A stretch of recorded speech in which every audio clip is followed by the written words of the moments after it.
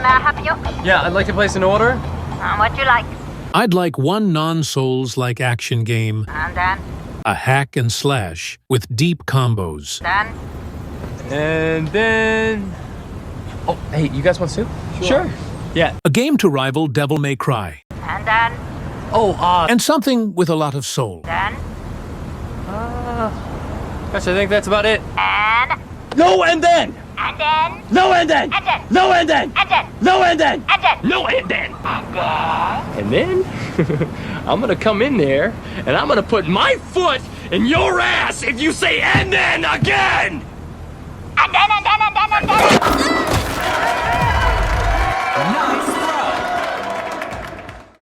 Ladies and gentlemen, it's finally here, the game I've technically been waiting for. An action game hack and slash that isn't a fucking Souls-like yet again. Except there's one glaring problem. It's Chinese.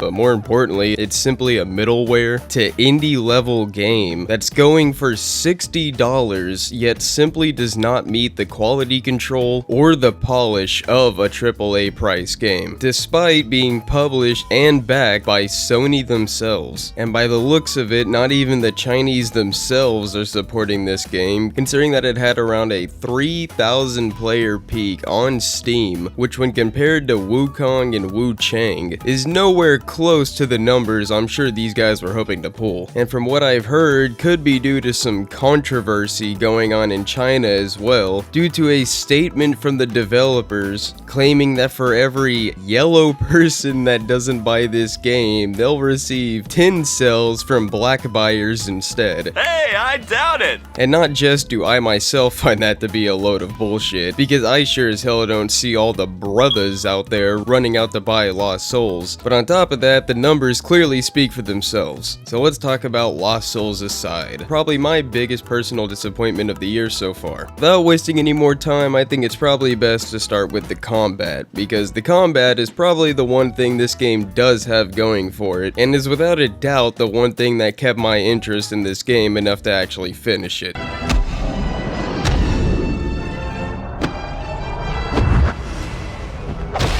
So right off the bat, the best way I could describe Lost Souls combat would be Chinese Temu Devil May Cry if it took place in the Final Fantasy universe. But that isn't necessarily a bad thing, considering that Devil May Cry is a top tier hack and slash. Although, unlike Devil May Cry, this game does not use directional inputs for its combat, because for some reason modern developers seem to fucking hate directional inputs, as they're barely not in any games anymore, despite being a tried and tested method that works and easily provides you many quick and easy ways to do new moves. And Lost Souls instead chooses to use the light and heavy attack method, along with holding down buttons to do additional inputs. It's pretty comparable to the way Final Fantasy 16 approaches combat, although in my opinion much better and much more in depth. It's the biggest piece of dog shit. What makes it more like Devil May Cry is the fact that you get 4 different weapons throughout the game that you can quickly and easily swap between, in between combos, to extend them or just do flashy moves. And each of these weapons excel in different things, giving you a reason to use them all depending on the enemy and circumstance. You have the regular sword, which is kinda just your jack of all trades sword. You can pretty much think of it as Dante's Rebellion, and was probably the weapon I used the most overall just because it was the most reliable. The great sword, which is best for slower, more high damage attacks, as well as offering options for counter attacks. The pole arm, which was a lot like the insect glide from Monster Hunter, which also gives you pretty much your only option for ranged attacks, since you can shoot blast out of the end of the pole arm, as well as being extremely fast and mobile. And the final weapon, the scythe, which is also quick and mobile like the pole arm, except is a bit better overall for groups of enemies, and allows you to place these things called arrays, which are basically just electrical blasts you can leave around the map, allowing you to do additional damage. And again, much like Devil May Cry, you have what's pretty much just a devil trigger.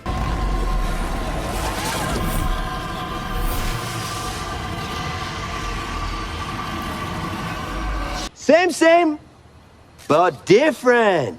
but still same. Or a limit break mode you can activate, which causes you to do way more damage, as well as take a bit less. And as you progress through the game, you'll also gain additional powers called arena powers. And arena is basically this little annoying ass dragon that follows you throughout the game that I'll talk a bit more about later. And there's quite a few of these powers, and by the end of the game you can equip up to 3 at once. But depending on what you go for, these powers can heal you, extend your combos, allow you to place sentries that sit there and shoot the enemies, create a barrier to block enemy attacks. There's honestly quite a lot of options, and I'll give them props for making each of these powers feel unique and have their own place in different parts of the game. You also have another way to extend your combos through something called Phantom Blades, which you perform by pressing R2 at the correct moment. And you'll know when you can perform one of these because Kaiser will flash blue for a second, and if you time your button press with this flash, then depending on which weapon you're using, it'll perform an extra attack. With the sword and greatsword, launching out additional Phantom Blades for more damage, kind of like Noctis's swords in Final Fantasy 15. The polearm will allow you to create tornadoes, which not just looks really cool, but also does a shit ton of AoE damage. And the scythe will drop these electric arrays, which will linger around the map and damage any enemy that walks close to them, and can also be detonated by holding R2 to do additional damage or extend your combos. It was definitely an enjoyable mechanic, and I'd be lying if I said that I didn't have a little bit of fun learning the timing for every attack. And when you combine all these things together, I found that the combat overall felt extremely responsive, fast-paced, and satisfying outside of a couple glaring issues,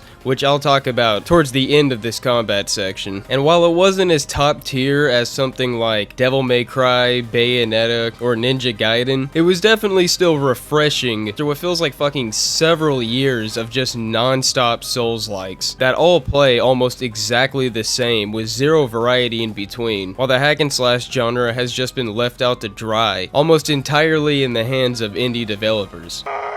The way you acquire new skills is also extremely straightforward and simple as well, with the devs just going for your basic skill tree, and each weapon has its own skill tree for a total of 4. And not just will this be how you learn new attacks, but the skill tree also has a few stat buffs here and there for each weapon. Increase damage, take less damage, faster arena charge, just little bullshit like that. The only thing I didn't really like about this system is that the way you acquire XP is not entirely straightforward. Now, I will say that I had absolutely no problem getting XP, and by the end of the game, I had almost every single skill on every skill tree, but just getting it in general felt kinda inconsistent, because sometimes I would get XP from killing enemies, and sometimes I wouldn't. Sometimes I would get XP from opening a chest, and sometimes I wouldn't. I think you get what I'm saying here. But really, the XP you get from some of the chests is probably the only thing that actually kept me looting all the chests, considering that sometimes it would give you almost an entire skill point just for cracking a fucking lock. And another way to get a lot of additional XP is by using these glowing blue sigils scattered throughout the levels. And there's really only 2 different types of blue sigils, both being extremely basic shit, but by walking onto one of these, it'll basically cue a little mini game, which will have you either following a butterfly or picking up all the blue orbs before the time limit runs out by doing extremely basic platforming. There's another one where it'll spawn 6 colored orbs, and then you have to find and pick up all 6 in the correct order.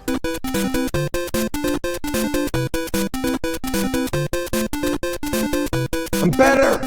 I am better! I honestly didn't mind these. I mean, they weren't super fun, but they weren't much of an inconvenience either, and most of them only took like 30 seconds at most. And the rewards were almost always worth it, considering that it would basically almost always give you an entire skill point, so I mean, that's something at the very least. As well as just being a little something else to do, outside of traversing the main objective.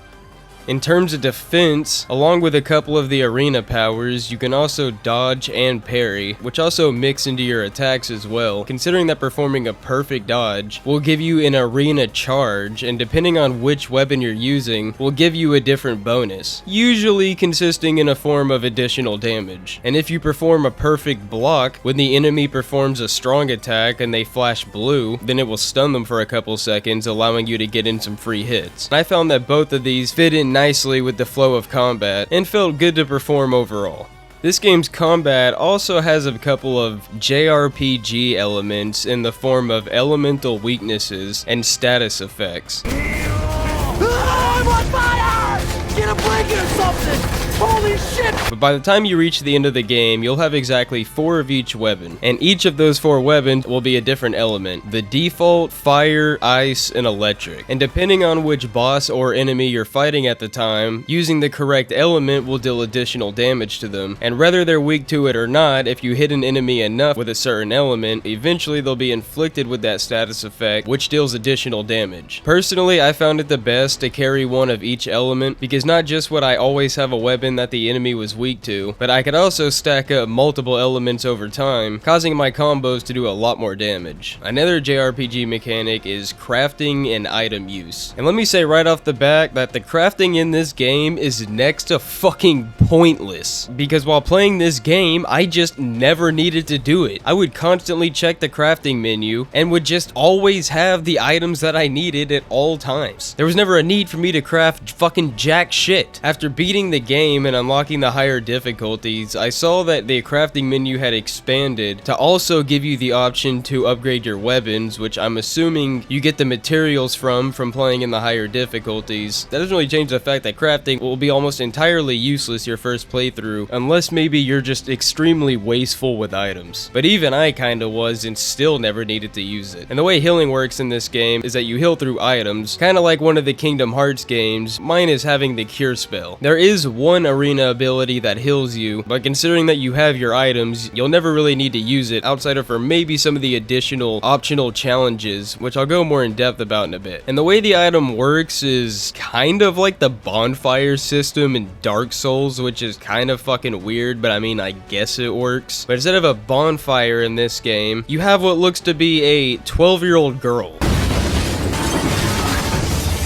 You find out later is the daughter of one of the major characters, but she kind of just fucking appears and then is there for the entire game. I just want to say one thing about this little bitch right off the bat, and that's that her face looks way too uncanny. I mean, this is honestly a problem with all the characters in this game, is that they all look like plastic, waxy action figures with basically zero emotion in their face, to the point where it's goddamn uncanny. Especially when compared to the environments around them, which look pretty good fidelity wise, but then these mannequins come walking through and it instantly throws the whole thing off. And while I know this is a lower budget game, I think the waxy, uncanny character models are a perfect example of why art style is important and has kind of become a lost art. I'm not gonna go off in a big side tangent, but if you look at a game like Kingdom Hearts 2, it still looks good even by today's standards due to the fact that it has a more cartoony anime art style. And honestly, if your game has a lower budget, that's probably more the type of fidelity you should be going for as opposed to this photorealistic anime look, because it just leads to this exact problem. Plasticky, waxy, uncanny, talking sex dolls. But this little merchant bitch in particular just genuinely creeped me out at a couple points when she tucks her lower lip in. I mean, just look at this shit. Get the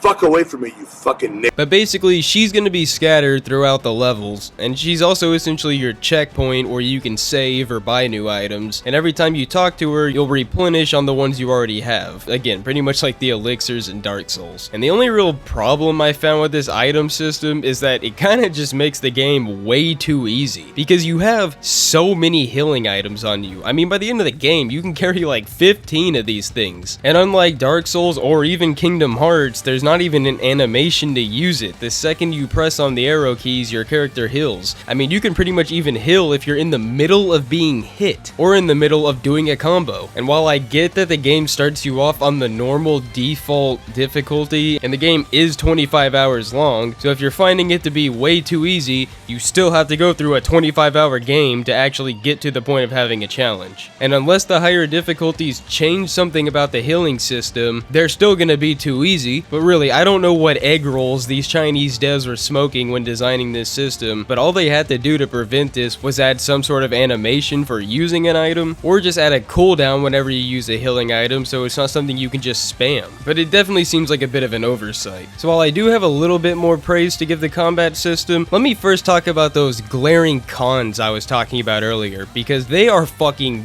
blatant, and they are something that you will be dealing with the entire game, unless these devs decide to change change or patch it. So really, the biggest con with this game's combat, and really one of the biggest goddamn cons with this game in general, is the sound design. And in terms of the combat specifically, it's that the sound of your hits just has zero weight or impact behind them.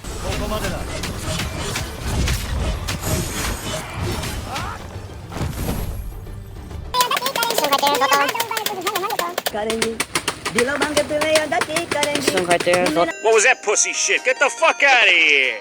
And in something like a hack and slash, that's a pretty damn big deal. That's almost as big of a deal as a fighting game not having any impact in its hits. Especially since it's what you're gonna be hearing literally every goddamn time you hit an enemy. I mean, for fuck's sakes, your sword doesn't even make a slashing sound. It sounds like someone smacking a tree with a fucking piece of bamboo. And considering this game was made in China, that honestly wouldn't surprise me.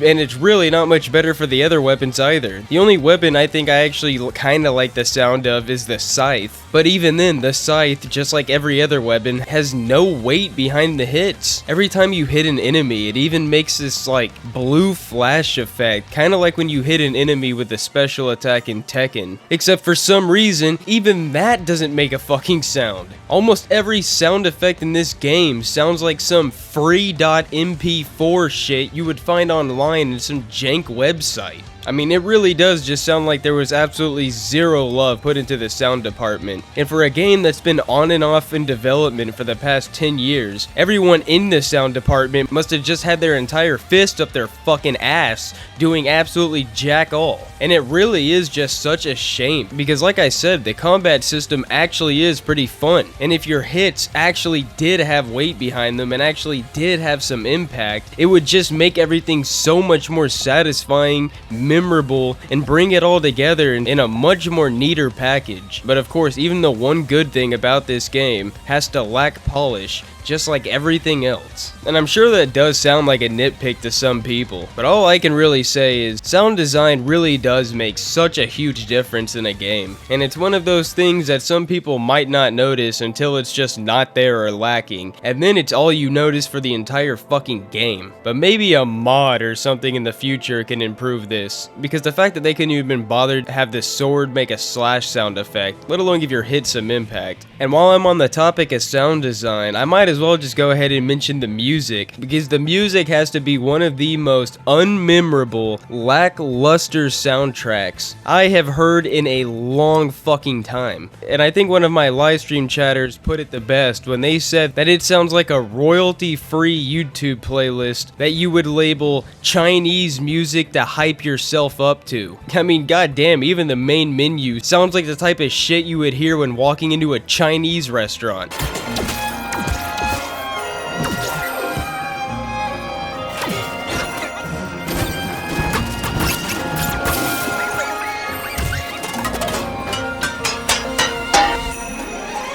There were probably 2 or 3 times max where the soundtrack actually stood out to me, all on boss fights, and almost all towards the end of the game. And I'm sure if you've beaten the game, you can probably imagine the tracks I'm thinking of. But until then, you will be hearing some of the most generic, repetitive, royalty-free music you could imagine. And again, just like the sound design, that is such a fucking shame, because music, again, just like sound design, can make a huge difference to a game. Since this game wants to be so much like Final Fantasy, just take Final Fantasy music as an example, and how memorable almost every track is from damn near every game, and just how much it can enhance a fight, enhance a boss battle, or just enhance an important story moment. But you get absolutely none of that in this game. Or compare it to the type of metal music you hear in Devil May Cry to enhance all your fights. A fast-paced action game just feels like it needs good music, and this game has almost fucking none. And you'd honestly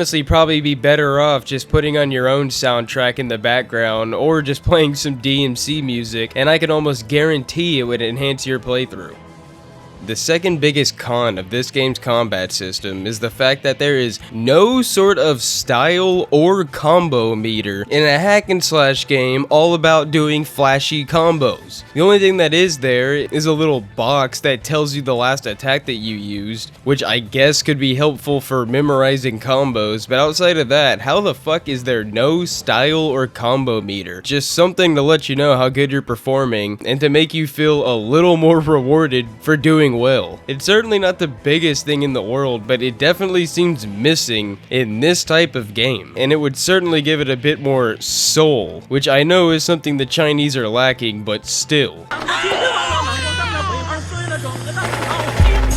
So with those cons out of the way, like I said, I did enjoy the combat system, and it was certainly refreshing after growing stale of the godforsaken Souls genre. And I definitely enjoy the freedom that the combat gives you in terms of your weapon switching and making your own combos. Everything flows together nicely, and it is a well-knitted system. But unfortunately, like I said, it is lacking in one crucial department, and that's also unfortunately the one real praise I have to give this game. So I wanted to go ahead and get it out of the way first, because next I think it's time we move on to just general gameplay, like the level design, side activities, and basically just anything I didn't mention here in the combat section already. So buckle up, because our social credit score is about to plummet.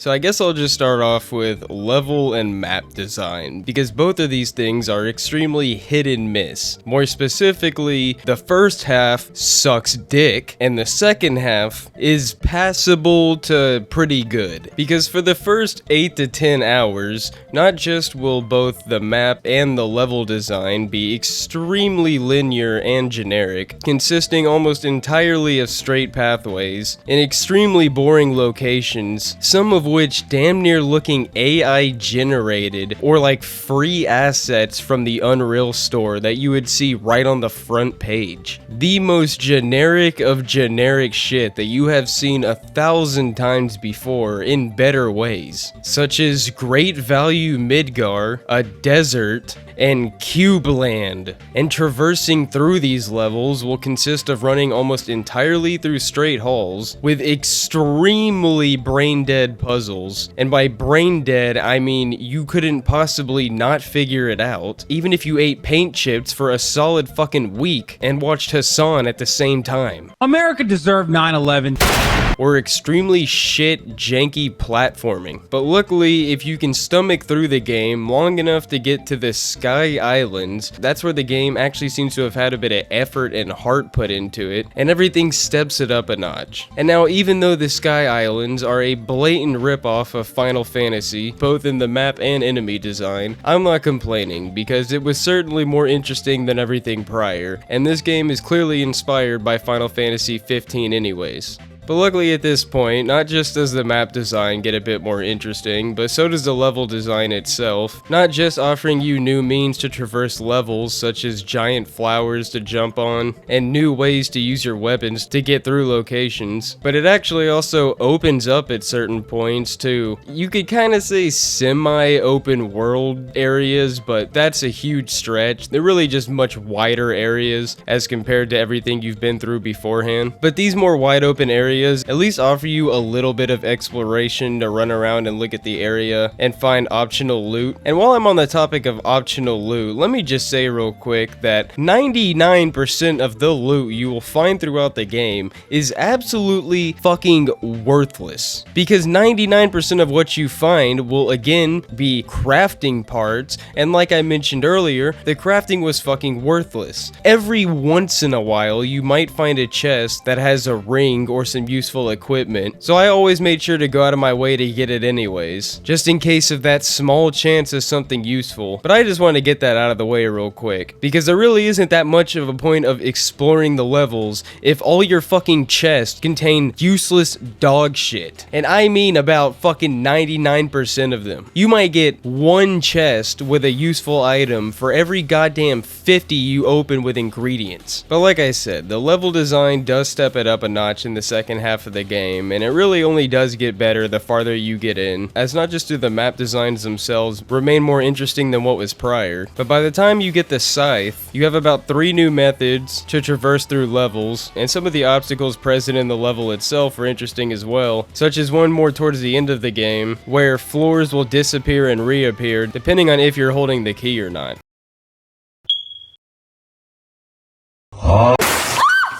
So while I definitely wouldn't call the level design or the map art design anything super special or above average, I would at least say it's a tier above DMC 5, where you spend almost the entire game running through tunnels and straight lines, only to occasionally stop and shove some disgusting ooze into a pus ball. I don't think it's much of a secret that DMC 5 has some of the worst level design out of the previous Devil May Cry games either, so that isn't exactly saying that much. Another thing I feel like is worth mentioning is that this game has extremely odd gameplay pacing. And what I mean by that is that the placement of enemies seems to have almost no real thought put into it, and there's very little consistency to it, because there are several points in the game, especially in the early game, which is even more weird to me, where it just turns into a straight boss rush. You'll fight a boss, go through like one room, fight another boss, go through one more room, fight another boss, and then there's other levels where it feels more like a traditional action game, where you'll make your way through an actual level, fight through several enemies, maybe have a little mini boss, go through the other half of the level, and then fight the main big bad guy of that mission. But to put it simply, I'd say that there's just too many fucking boss rushes. There are so many goddamn bosses in this game, and I barely even remember any of them, which leads directly into another issue, which is just how fucking generic just about all the enemies in this game look. Really, the only bosses I even really remember were the ones that gave me a little bit of a hard time, and the ones that were actually named, like the final boss and the Holy Order guys. But there are some levels where it at least feels like you fight like goddamn like 8 fucking bosses, and a lot of them just simply aren't that good. I would much rather a game have less bosses that are more memorable than fucking 50 of them, and I can barely even remember a quarter. Right here, the hardest hitting 145 pound, the real hardest hitting 145er right here. This guy TKOs people. When I knock people out, they don't fucking move. Who the fuck is that guy? Who the fuck is that? You know damn well who I am. Who the fuck is that? And again, much like some of the early game maps themselves, they look like generic Unreal assets, like glowing bats or walking suits of armor. I mean, it really is just some of the most generic shit. Some of the big monsters look kinda cool, but outside of that, I can't really give any props to the enemy design or variety, just due to how generic everything was. And in addition to the constant boss rushes, they spawn way too many of what I would call elite enemies. But elite enemies have what's essentially a stagger meter. And what this stagger meter does is it gives the enemy super armor until you break that stagger meter, which then allows you to combo them freely. And you might already kind of see where I'm going with this, because super armor in hack and slash games is already pretty fucking annoying, as it prevents you from doing any combos on the enemies or knocking them up into the air. But what really makes it a problem is that the game, like I said, just spawns way too goddamn many of them. Instead of spawning like one in the middle of a room with multiple regular enemies, or spawning a couple of them every once in a while to present more of a challenge, these things pop up in almost every goddamn fucking encounter, especially in the late game. And not just do they pop up frequently, but there's multiple encounters where it's only elite enemies. And as you can imagine, in a game such as this, all about fast-paced, smooth, combo-based action that can completely ruin the flow of the fight. I am not against unstaggerable enemies or stronger elite enemies, but the absolute frequency of them begins to get really goddamn annoying, especially by the end game where these elite enemies can begin to outnumber even the regular enemies. Luckily, once you get all your weapons, you can begin to break their stagger meter pretty fast, especially with the scythe. It's certainly just not the funnest choice design-wise. That's like if fucking Devil May Cry spawned one of those big fucking ant queens basically every other fight. That shit would suck Anissa levels of cock. Your reward will be great. Behold!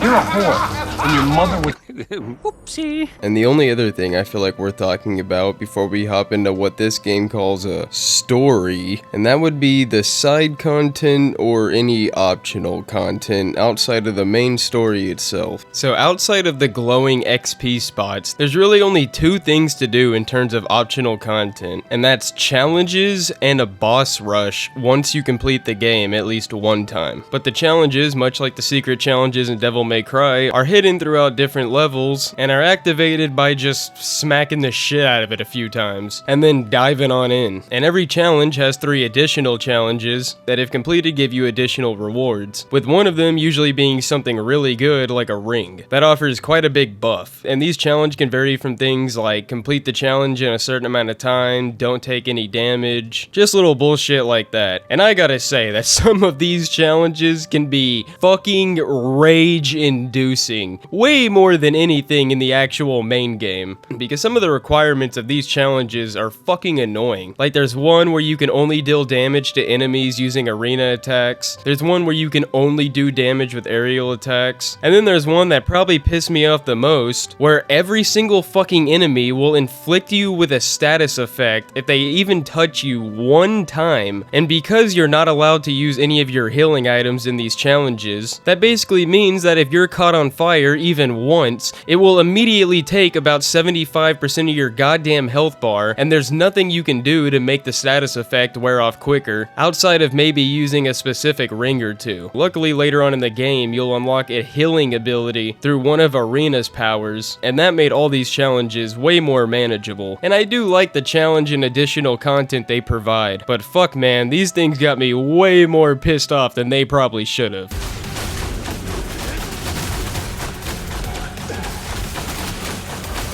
You fucking greasy unemployed Nick.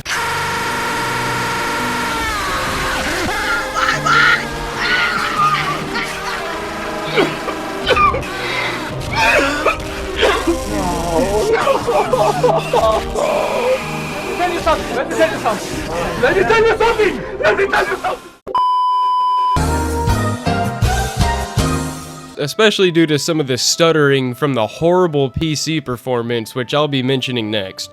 And then the boss rush is, I mean, it's a boss rush. I don't think I really need to elaborate on that. But there's multiple different ones, and each one has you fighting 3 different bosses in a row. And much like the challenges will offer you different rewards, depending on how fast you can beat it. And as far as I'm aware so far, at least from what I've done, one of the boss rushes will award you the only additional outfit in the entire fucking game that isn't awarded to you through either the pre-order bonus or linking a fucking PlayStation account. And on a side note, go fuck yourself, Sony, you slanty-eyed motherfuckers. Nobody wants to have to link an additional account for a single-player game, you motherfuckers. Especially when there's barely any costumes to actually earn in-game. Of course you would lock probably the coolest-looking one behind that shit. Because we should at least be safe if you're gonna fuck me, Sony. But that's basically it for the optional content, and I just want to say that there's definitely a big missed opportunity here for side content. Considering how heavily inspired from Final Fantasy this game was, and the fact that it does try to use some JRPG aspects, I don't know why this game doesn't have any sort of side quest or companion quest or anything of that nature, especially when it help you get a little more involved and care a bit more about the world around you, which is something this game definitely could have used. And remember how I said earlier when talking about the map design that there are a couple more wide open / semi-open world areas? Those would have been the perfect place to have some side quests, or have a little village or something with people for you to talk to and make the game feel a little more lively, because this game's world feels absolutely fucking barren outside of the main hub world that you occasionally come back to that I labeled Great Value Midgar, because that's exactly what it looks like. But like I said, that definitely felt like a big missed opportunity and would have been a great way to introduce a couple more JRPG aspects. But honestly, given how pathetic this game's story is, it's probably too much to expect side quest on top of that.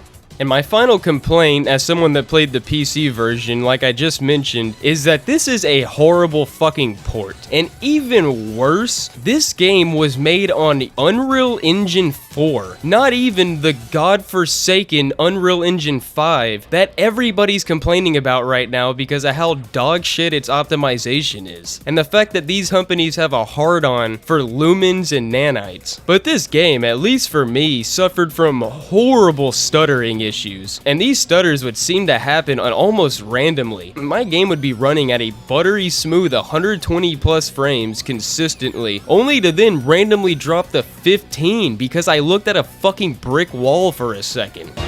All right, here it comes. Behold the world!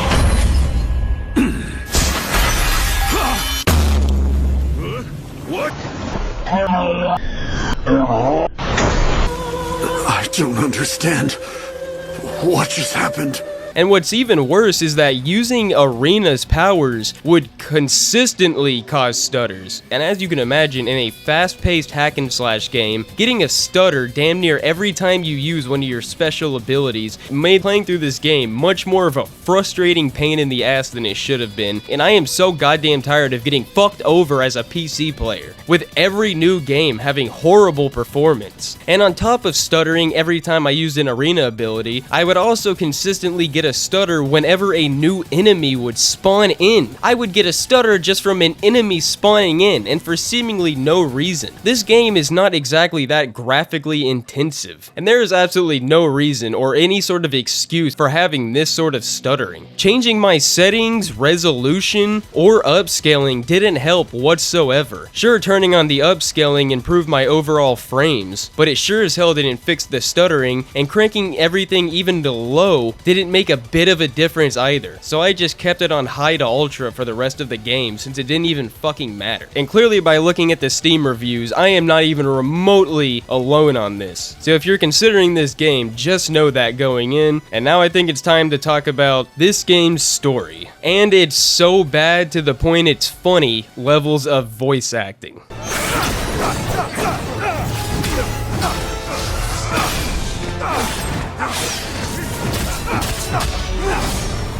This game's voice acting has no soul. Zero. None. To the point where I am convinced that they had to have used AI or fucking robots to record some of this English dialogue. This is some of the worst fucking voice acting I have heard in a game at this price in years. It was so fucking bad that I actually switched to Japanese relatively early into the game, despite not understanding a goddamn word of it, and read the subtitles for the entire rest of the fucking game, just because it was less grating to my ears than this sad excuse for voice acting, if you can even call it that. I mean, there is zero emotion put into these voices. None.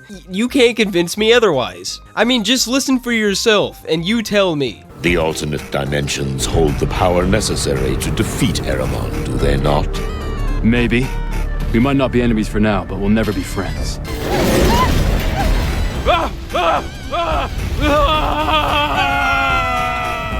If you don't pay on time, you need to be taught a lesson. Leave them alone! You peasants! I was Chinese. Now, I'm a naturalized Japanese. Yeah, if you wind up playing this, just do yourself a favor and switch the languages. I mean, unless you just want to laugh at it, in which case, knock yourself out. But I think these clips speak enough for themselves in terms of the voice acting quality, so let's just move on to the story, which is pretty much of equal quality, which is pretty goddamn disappointing given this game's history having been inspired from the Final Fantasy Versus 13 trailer, and having been in development for a decade. This is a game with some history. This is a game that started off being made by one guy who was inspired by the original Final Fantasy 13 trailer, and after it was ultimately cancelled and turned into Final Fantasy 15, this single Chinese man with more soul than all the other bugmen around him said, Fine. I'll do it myself. and set out to make the game that he wanted instead. And after having been spotted by Sony, they ultimately gave him 40 egg rolls to help with development. And apparently when these guys came in, they basically scrapped everything he made by himself and started from the ground up, now having the support of a full team. And I'm guessing that for the past decade, these guys were doing nothing but packing carbs with fucking white rice and Emperor Chung's chicken, because almost nothing about this game, especially this fucking story, screams 10 years of development. So let me just give you the quick rundown. And I am not gonna go into specifics because it is simply not worth it. And you will pretty much get the exact same experience by just listening to this. So the juicy lore is that your generic empire was taken over by another extremely generic empire called the Holy Empire.